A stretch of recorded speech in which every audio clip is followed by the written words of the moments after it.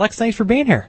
Thanks for having me, Jim. And you didn't have to travel far even. Yeah, you're just right around the corner. So is this historic? Where, I mean, we could see two candidates from Bloomington. Does this ever happen? I don't know. Maybe you're not aware of it either. I don't know. I think it's historic just to have candidates downstate going for the statewide office. But, having two from the same town out of the millions of miles of Illinois, I think that is unusual. It's very unusual. Well, Lex, kind of explain who you are. Who is Lex Green?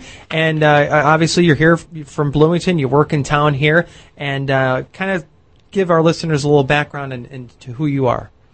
Okay, I'm a lifelong resident of Central Illinois. I grew up on a farm in Waynesville, or outside of Waynesville. However, I have family roots here in Bloomington, in McLean County, some of them going back to the 1830s. So certainly I feel right at home here in Bloomington. I did live for a while in the suburbs, so I've seen all that Illinois has to offer, the city, the farm, and Bloomington. I really like Bloomington the best so far.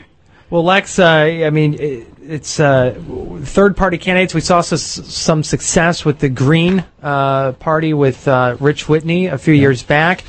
Put them on the map here in Illinois. What are you looking? I mean, it's the amount of money that it takes to run for governor. I mean, you're going to have to run some grassroots efforts, I'm sure.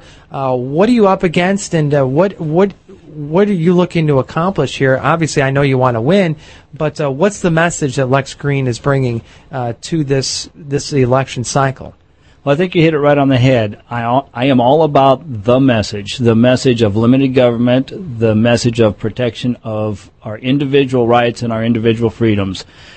This is something that impacts everybody. I think everybody is a libertarian in their own lives. They certainly want to stand up for their own freedoms. Sometimes they're not so libertarian where they deal with other people. Well, I want to make sure those protections extend to everybody. So, and this is what my campaign is about, is standing on the principle. I am a libertarian, but I believe in principle before party. And the principles that I stand for, again, as I said, include limited government. And when I say limited government, I mean we need to reduce the size of government. Not just, as the Republicans and Democrats say, cap spending and stop the growth.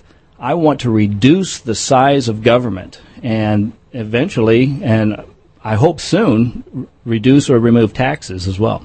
And what is, I guess, your biggest concern? I mean, we're looking at here in Bloomington Normal, teachers are going to be laid off, classroom size is increasing. We're looking at sales tax revenues not coming in. The state's in a $11, possibly $13 billion deficit. What do we do to get that money back? How do we get back on track as a state? Do we just get real and say, you know what, it's going to hurt, and we have to just start cutting, or do we do a little of both with taxes, or you're all against raising any taxes? Oh, definitely against raising any taxes. This is, I suppose, to get right to the point, yes, it's going to hurt. I wish I could say I'm going to let everybody down slowly. But as you pointed out, the school districts here locally and all over the state are waiting for payments from the state. What we have gotten used to at all levels, the towns, the Village of Normal, the City of Bloomington, the school districts, the counties, we've all gotten used to money coming from the state. So we no longer live within our means. We live relying on that money. It's like out at Mitsubishi when we had the heyday, we had overtime. And we told everybody, don't live on your overtime. Well, so many people did. So many people now are losing their houses because the overtime is gone. Well, the state money is like the overtime we used to have. That we don't have the money. The state is not only broke, we have $50 to $80 billion, depending on how you count it, of bonds that have been issued for what we spent last year that won't be paid off until our grandchildren are 30 years old. So we need to learn at all levels, and that includes the school districts, to live within our means, and that means no longer relying on the state or federal government. If elected, Lex, what's your first thing that you'd like to do? If you're elected governor of Illinois, what is your first priority within the state? I mean, I know there's a lot to get to, but there has to be a core I know you speak of the Constitution and limited government, but there's got to be one issue that really is driving you in this race, and I'm just curious to pick your brain a little bit and see what does Lex want to do the first day he steps into office if he wins. Well, the 900-pound gorilla is spending and taxes, and I put the two together. They're separate issues, but they're one. And yeah, the very first thing I'm going to do is I'm going to get my running mate, Ed Rutledge, as a lieutenant governor, he's not going to be bored, as some people have talked about. I'm going to get him involved in the process of rooting out unnecessary spending, because we want to reduce, the very first year, we want to reduce spending by 10 to 15%. That's just to get the balanced budget that is a kind of a floor for us to work from, because I do want to, within my 4 years, reduce taxes. But I have to get rid of $10 to $13 billion in deficit and address, again, those huge volumes of bonds that are out there. So our obligations are crazy. That's definitely the first thing I'm going to do is work a coalition of the people who are in the administration and attack that. And it's I haven't heard any candidate yet and say that I'd like to let you down easy, but it's going to hurt. Is that how you're going to carry that message across the state? I mean, just letting people know that unfortunately this is going to be. I mean, I don't know. Some people would shy away from that. I've been getting a lot of people tell me that I'm either being brave or setting out a message that's aggressive.